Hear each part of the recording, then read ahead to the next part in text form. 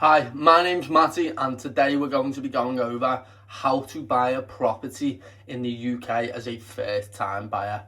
A lot of things that are mentioned within buying a property can confuse people due to them not understanding the terminology such as equity, deposits, stamp duty, solicitor fees.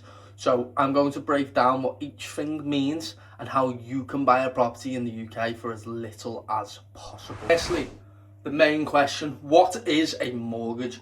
A mortgage is a loan, a secured loan that is tied to a property. So the way that you would work out what a mortgage is, and we'll go over a few of these other things in a bit more detail later on in the video, is you would have the value of the property. Let's say that's £100,000. You put a 10% deposit down, which would be £10,000. The difference between the value and the deposit is what you are lending. That would be £90,000, and that would be what is called a mortgage. A mortgage can be spread over several years up to 30 years. It completely depends on your choice. The longer that you spread out the payments, the cheaper the monthly repayment will be, but that will also increase the amount of interest that you pay over that term. So before you buy your property or you start looking for your property, you start looking for what your deposit is going to be, how much stamp duty you need to pay, etc. You need to go through a process called an agreement in principle. What an agreement in principle is it is a soft check from a lender to show how much you would be able to lend. It is not an accurate figure, but it gives you a kind of a guess in a way of whereabouts you would be able to borrow. That can change when it comes to a mortgage in principle when you actually put the bid in, due to them doing a hard search. The difference between a soft search and a hard search is it actually impacts your credit score when it's a hard search, as it's more in depth.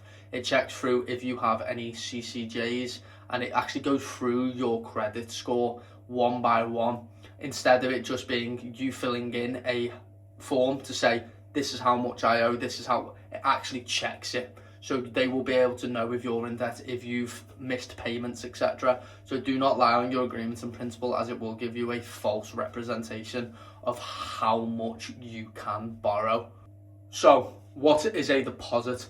A deposit is a set amount, a percentage of the value of the property that you will put forward towards the property. The reason why you have to pay a deposit is so the bank knows that you are willing to put some of your money, your equity, into this property. It allows them to be able to lend out the money and feel less anxious that you're not going to be able to pay it back. It's kind of a fail-safe for them. The more you put down on the deposit, normally the lower the interest rates. So if you put down a 5 or a 10% deposit, it's probably going to be a bit higher of an interest rate than it would be for a 40%. But in the grand scheme of things, keeping the cash at a young age is probably a bit of a better decision. It allows you to be able to cover other expenses which you have not had time to build up that cash to be able to cover yet.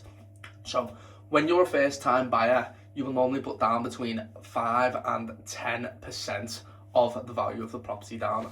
Knowing how much you're going to be putting down as a deposit allows you to be able to work out how much of a mortgage you require. So let's say you have £10,000 saved up.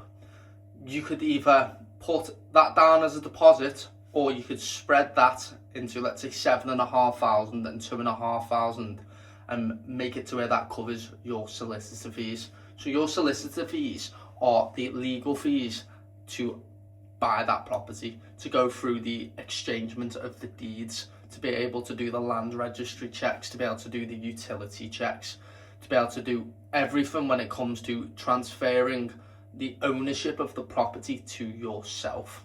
This also involves having the conversation with the person you're buying the properties off. Solicitors means that you don't have to get involved in it. A solicitor is quite useful because it takes off quite a lot of the stress from the average person. So as a first time buyer, you need a solicitor anyway, but make sure you get a good solicitor. It means that the process can be a lot more seamless and it can go through quickly. So once you have figured out how much of a deposit you need, how much your solicitor fees are going to cost, There is another thing that you need to take into account, especially if you're in an area where it is quite expensive to buy even a first property. There is something called stamp duty land tax in the UK. This is pretty much a tax for when you buy a property. Most of the time you will not pay this as a first time buyer, as there is thresholds which are quite high. I believe it is £300,000 in the UK. But if you, let's say you do buy a property and it's over £300,000, you will have to pay a percentage of the value of that property towards stamp duty. So I would say go and check on the government website first if the property that you're buying is going to cost you in stamp duty, especially if you're buying a second property, as you 100% will be paying stamp duty unless that property is completely unlivable or below £40,000 in value, which if you buy a house for less than £40,000, send me it and I will buy it off you. Thank you. So now you have all of the basics in place. You have your agreement in principle. You know how much you are going to borrow, how much money you need to put down towards this property. The next step is going out and looking for a property. Let's say you now find your property.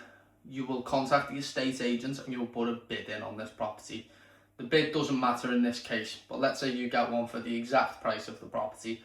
What will now happen is you will tell your mortgage advisor that I have had a bid accepted on this property. Amazing.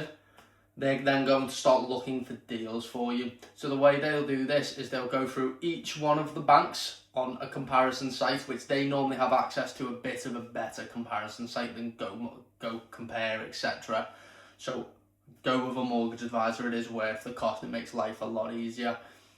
Once you've found your deal, they will do the mortgage in principle, which is a hard search on your credit score, and they will figure out if you're able to borrow this exact amount that you're wanting to borrow, which you should be able to if you followed the previous steps correctly. So you now have your mortgage all ready for this property. You are able to then start going through the solicitors. The solicitors will then start liaising with the opposite solicitor, and they will start going through all of the legality of it. If there's any little bits, such as you want to keep a curtain rail, you want to make sure that you're keeping all the carpets, which I'm not even joking. The first property I bought, they took the light bulbs. So question everything.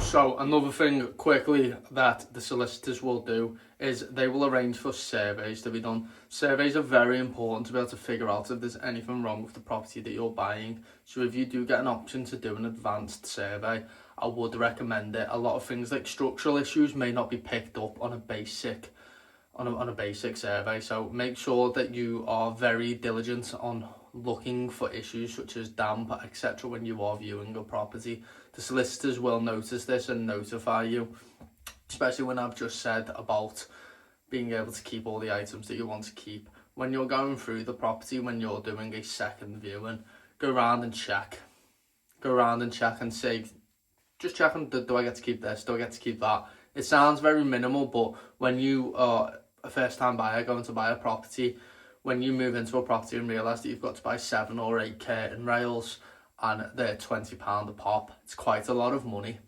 So you need to make sure that you're quite diligent with how you're handling and question everything. It's a very taboo thing to say around someone, go, I don't understand, can you please tell me? Go out there and tell you. That's their jobs. A mortgage advisor, question them. A solicitor, question them. They work for you. That is the whole point. They work for you, so you need to be questioning them, getting the most out of them that you can. So if there's things that you want to keep, make sure that you keep them. So you've got all this sorted, your mortgage is in place, you can now start looking towards a completion date. So a completion date is pretty much the day that you move in. It's the exchanging of the contracts. So on this day, in the morning, you will, most of the time it is in the morning, they will exchange the contracts and you'll be able to pick up the keys either later that afternoon or the morning after. And then you have moved into your property. This whole process can be as little as £6,000. For example, in my case, I bought a house for £90,000. I put £4,500 down as a deposit, which was 5%. I then paid £1,100 in solicitor fees, and I paid nothing in stamp duty. So for £5,600 I bought a property. I have now made over £60,000 in equity on that property just by the growth of the property and doing minor renovations. So if someone says to you that renting is a better option, I would really question their motives. If they're a person who is a multi-millionaire and wanting to be able to move back and forth, it is understandable. But if you're an average person in the UK earning an average salary, owning a home is always better than not. You don't want to be paying someone else's mortgage when you could be paying off your own. Obviously it depends on what situation you are in. If you are, for example, on benefits or on disability and you're not able to work, then you will not be able to get a mortgage, which is understandable. But if you are able to work and you have a half decent salary, let's say over £25,000, and you're in the north of England, you'll be able to buy a property. You will be able to find one. Maybe in the south you're talking more 35 to 40,000 for the average first time buyer due to the property prices being higher. But that does not mean that the initial payments are going to be much more. Even a £200,000 home is only £10,000 for a 5% deposit and £1,500 for solicitor fees. Straight away you're talking it's £11,500 and you own a home. It's definitely worth it. So I hope this video has helped everyone today. If you have any questions about mortgages, how I was able to get a second property off the back of this first mortgage, drop me a comment in the comments section below and like and subscribe. I hope this has helped. I'll see you all later.